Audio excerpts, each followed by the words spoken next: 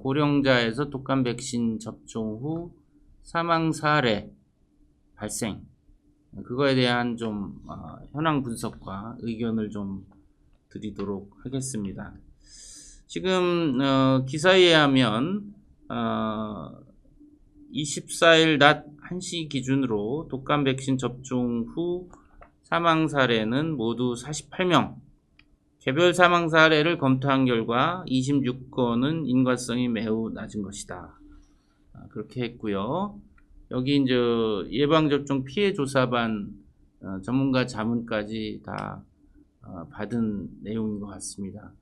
1차 부검에서 확실히 인과관계가 없다고 판단된 6명을 제외한 20명도 백신이 사망에 이르게 하지 않았다라는 1차 결론을 내렸고요. 또 이제 같은 제조번호, 라트 번호의 사망 사례는 48명 중에 4분의 1, 12건이라고 합니다. 한 번호당 2명 내지 4명이라고 합니다. 남성 26명, 여성 22명, 연령대는 80대 이상이 18명, 70대 이상이 23명.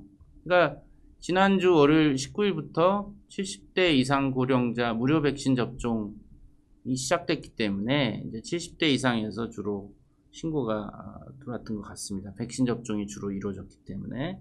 그러니까 60대는 지금 2명밖에 없죠. 그러니까 오늘부터 62세 이상 무료 접종이 시작이 된다면 60대에서도 사망 사례 신고가 이제 늘 수가 있다고 봅니다. 그래서 지금 7일 지난주 월요일부터 일주일 동안 독감 예방 접종 기록 있는 분은 총 668만 명. 작년이죠. 작년에 일주일 동안 668만 명이 접종을 했다고 합니다. 그래서 정부는 일단은 지금 의사협회에서는 일단 중지하자. 정부는 그대로 접종하겠다. 지금 정부는 예방접종 사업 중단 없이 오늘부터 이제 62세 이상 접종한다고 했습니다. 그래서 이미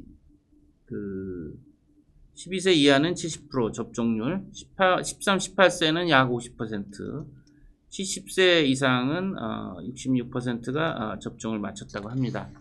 그래서 접종을 계속한다. 일부 이제 다른 의견도 있었던 모양이긴 한데 이제 그렇게 됐고요. 이제 제 의견을 말씀드리면 지난주 목요일 유튜브 방송에서 제가 이제 설명을 이제 그때 사망 사례를 가지고 이제 분석을 한 바가 있습니다. 그때 그 동영상을 좀 미리 봐주셨으면 좋겠는데요. 그 참고를 해주시면 제 의견이 많이 그때 이제 말씀을 드린 바가 있는데, 제가 생각하기에는 이 독감 백신이 이제 직접 사망의 원인이 됐다기보다는 독감 백신을 접종하는 그런 상황, 로지스틱, 또 올해의 특수한 상황들이 사망 사례에 기여했다. 간접적으로나마. 무슨 얘기냐면 올해 트윈데믹이라고 그래서 이제 코로나 독감이 동시 유행하기 때문에 독감 백신을 꼭 맞아야 된다. 그런 부족하다. 이런 불안감. 그 다음에 상온 노출 백신, 그 다음에 백색 입자 백신 문제가 생기면서 이제 백신에 대한 불안감이 또 점증돼 있고, 그러다 보니까 이제 독감 백신 일정이 고령자에서 좀 늦어졌습니다. 그러다 보니까 지난주 19일부터 70세 이상이 접종이 시작됐고, 날씨가 갑자기 추워지는 가운데 월요일 화요일 330만 명이 접종을 했습니다. 그러니까 지금 고령자들은 겨울 또 가을 겨울 이렇게 추워지는 날씨에 그 혈관계, 보통 고령자들은 당뇨, 고혈압 이런 심혈관계 질환도 있지만 협심증도 있지만은 질환이 없다 하더라도 이제 나이 들면 70세 이상 초고령자는 동맥경화가 있습니다. 혈관이 좁아져 있습니다.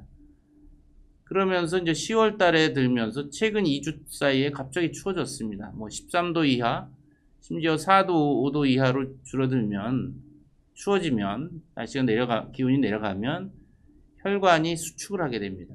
그럼 혈관이 좁아지면 혈류가 감소가 되고 또 이 독감 백신을 맞기 위해서 불안 초조에 잠도 못 자고 추운 데 나와서 북적대고 또 줄 서서 기다리고 하면서 탈수가 되고 혈전이 생깁니다. 그러면 우리 신체 장기에서 가장 그 혈액 공급이 중요한 데가 심장하고 뇌거든요.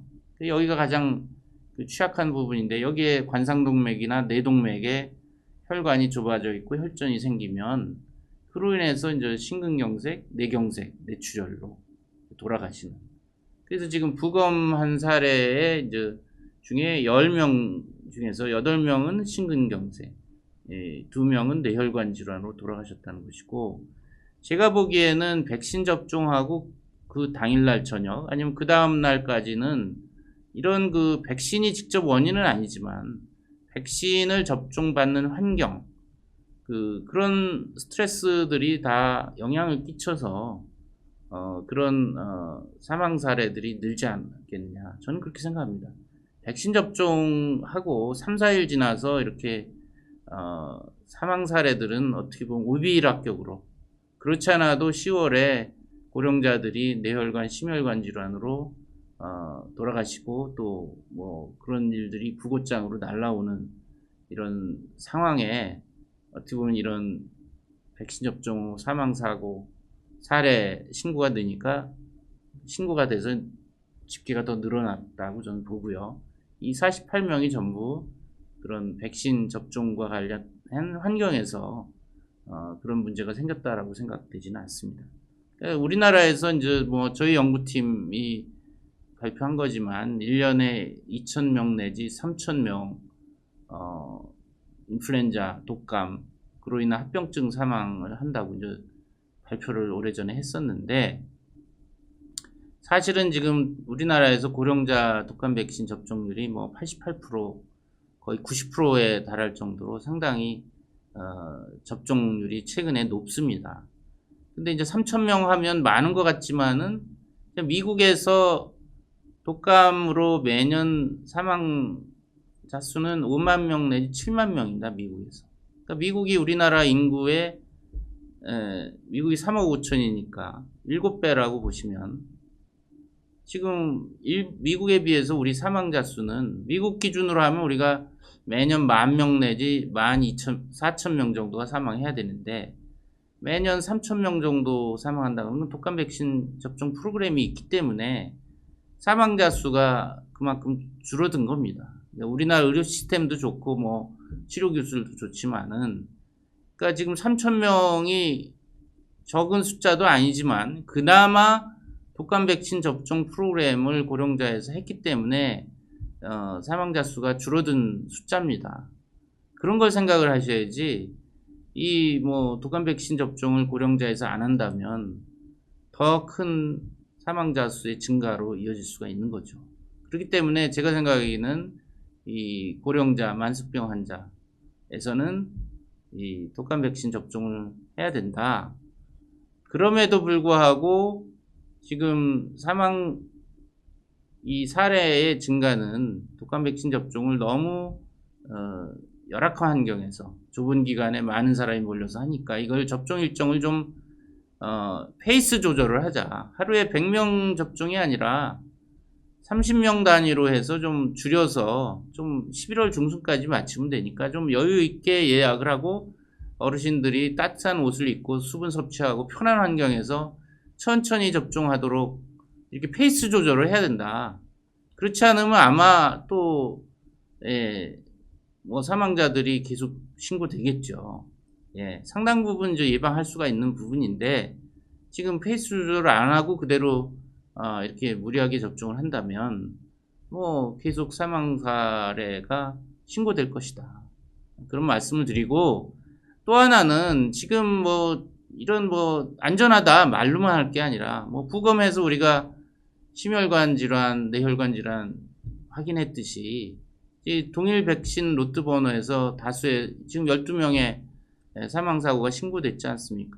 저는 뭐 백신이 완벽하게 안전하다고 전 생각하지는 않습니다. 안전하다고 저는 생각을 하지만 그거는 그 올해 이제 상온 노출이나 또 백색 입자 사건들이 있었기 때문에 완전 폐기된 것이 아니고 일부 상온 노출 백신들이 또 유통되고 있기 때문에 식약처가 빨리 나서서 식약처가 지금 백신 생산과 클리닉에서 접종 전까지 유통 콜드체인 다 식약처가 관리하는 거 아닙니까? 그러니까 지금 이 사망 사례와 연관된 백신에 남은 러트버너의 남은 백신을 수거해서 오염 여부, 변질 여부, 뭐 그런 것들을 조사해서 백신 출하 당시 국가 검정 당시의 품질 성적서와 동일하게 클리닉에서 냉장고에 있는 보관된 백신도 동일한 품질을 갖고 있는지를 분석해서 빨리 발표해야 된다고 봅니다. 근거를 가지고 국민들을 설득해야지 무조건 뭐 괜찮습니다. 맞으십시오. 이게 지금 통할 수가 없는 상황이라고 봅니다. 우리 뭐 21세기 대한민국에서 다 우리 국민들 다 똑똑한데 사이언티픽 과학적 근거를 가지고 식약처는 이 백신이 고령자에서 지금 놓고 있는 백신에 큰 문제가 없다라는 걸 증명을 해야 되는데 이제 그런 것들이 빨리 이루어지지 않으면 빨리 투명하게 과학적 근거를 가지고 이루어지지 않으면 망설일 수밖에 없는 거죠. 국민들이 이 백신 접종에 대해서 망설일 수밖에 없다. 그런 생각이 듭니다.